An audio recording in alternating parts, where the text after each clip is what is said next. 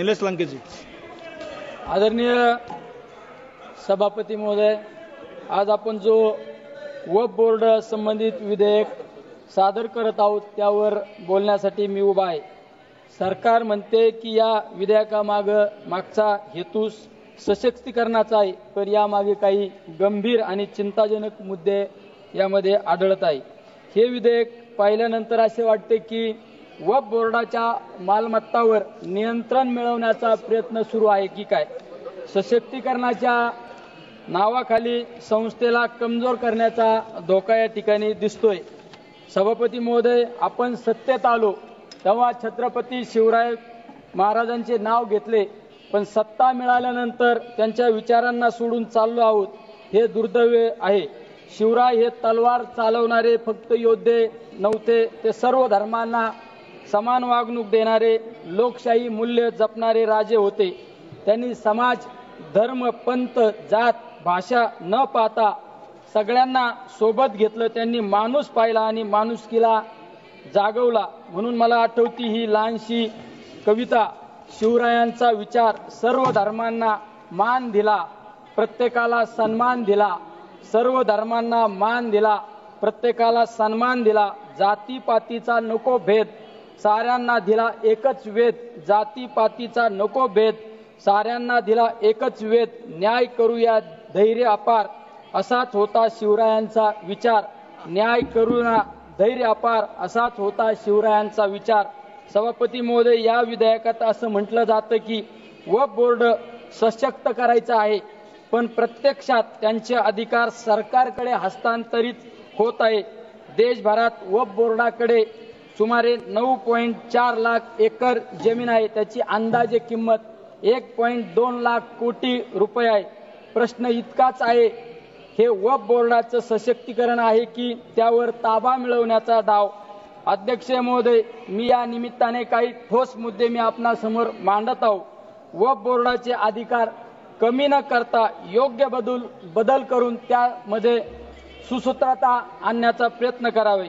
सशक्तीकरणाच्या नावाखाली संस्थेचे स्वातंत्र्य हिरावू नये। संबंधित अल्पसंख्याक समाजाच्या भावना लक्षात घेता त्या समाजाचे प्रतिनिधित्व त्या बोर्डामध्ये पुरेशा संख्येने असावेत। हे लक्षात घ्या की मुस्लिम, पारसी, ख्रिश्चन, शीख, जैन, नवबौद्ध हे अल्पसंख्याक समाज केवळ सांस्कृतिक नव्हे तर राष्ट्रीय उभारणीचे भागीदार आहेत। सायरस पुनावाला पारसी समाजाचे ज्यावेळेस कोविडची महामारी आली त्यावेळेस त्यांनी कोविडची लस बनवून हजारो लोकांचे जीव वाचवण्याचा प्रयत्न केला। त्याचबरोबरीने रतन टाटा, जी.आर. टाटा हे पारसी समाजाचे होते। सर्वाधिक CSRच्या माध्यमातून सामाजिक उपक्रम करण्याचं काम या परिवाराने केलं। त्याचबरोबरीने अब्दुल कलाम एक शास्त्रज्ञ आणि देशाचे राष्ट्रपती म्हणून आदर्श काम करणारे व्यक्तिमत्व मुस्लिम समाजाचे होते।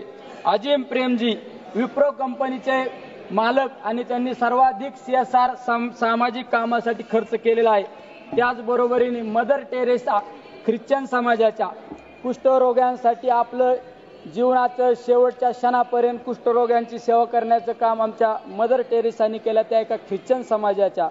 शहीद भगतसिंग शीख समाजाचे, देशासाठी हसत हसत बलिदान देणारे आमचे भगतसिंग।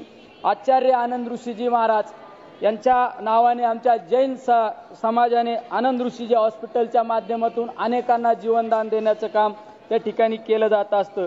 वक्फ बोर्डाच्या अध्यक्षाची पूर्वी लोकशाही पद्धतीने निवड होत होती, आता सरकार थेट नेमणूक करणार आहे। ही बाब संविधानाच्या विरोधात आहे। अध्यक्ष महोदय, वक्फ बोर्डावरील निर्णय आधी बोर्ड घेत असे, आता तो निर्णय एक सरकारी अधिकारी घेणार, याचा अर्थ सरकारचा हस्तक्षेप यामुळे वाढेल।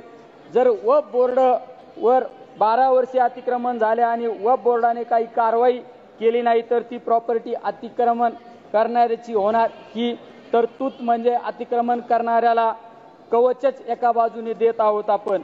अध्यक्ष महोदय, आर्थिक व्यवहारावर पूर्वी राज्य सरकारचे ऑडिट होत असे, आता ते अधिकार कॅगकडे देऊन थेट त्रास देण्याचा धोका निर्माण होत आहे यामध्ये।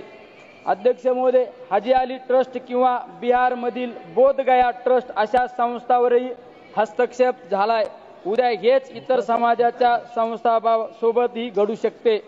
अध्यक्ष महोदय, सभापती महोदय, आपले संविधान धर्मनिरपेक्ष आहे. संविधानातील हे मूल्य फक्त पुस्तकापुरतं न ठेवता कृतीत उतरवणे आवश्यक आहे. जर आज वक्फ बोर्डाच्या संस्थांवर सरकारचा ताबा असेल तर उद्या इतर समाजाच्या संस्थांवरही तेच होईल. ही लोकशाहीला छेद देणारी प्रक्रिया आहे. भारत ही विविधतेत एकता जपणारी संस्कृती आहे. मंदिरात घंटा आणि मस्जिदेत अजान एकाच शेजारी ऐकायला मिळते. हेच भारत आहे आणि हेच आपल्याला जपायचे आहे. आज जर आपण गप्प बसलो तर उद्या एक एक संस्था, एक एक आवाज, एक एक विचार संस्थात्मक मार्गाने संपवले जातील. अध्यक्ष महोदय, एका कवीच्या ओळी मी आपणासमोर मांडतो. स्वतःसाठी नको सर्वांसाठी लढा, हा विचार आहे शिवरायांचा धडा. स्वतःसाठी नको सर्वांसाठी लढा, हा विचार आहे शिवरायांचा धडा. घेऊ नको सत्ता फक्त नावाला, सत्ता असावी सेवा जनतेच्या भावाला. घेऊ नको सत्ता फक्त नावाला, सत्ता असावी सेवा जनतेच्या भावाला. सभापती महोदय, मी सत्तेला नव्हे समाजाला उत्तरदायी आहे आणि जो समाजाच्या भावना समजून घेत नाही त्याला इतिहास कधीच माफ करत नाही. आज महात्मा गांधींची भजन मला या ठिकाणी आठवत आहे. रघुपती राघव राजा राम, पतित पावन सीताराम. रघुपती राघव राजा राम, पतित पावन सीताराम. ईश्वर अल्लाह तेरो नाम, सबको संमती दे भगवान. म्हणून माझी सरकारकडे विनंती आहे की या विधेयकाला निर्णय घेताना फक्त कायदे, फायदे किंवा मालमत्ता न पाहता जनतेच्या भावना, संविधानाचे मूल्य आणि छत्रपती शिवरायांचे सर्वसमावेशक विचार ध्यानात ठेवा. जय शिवराय.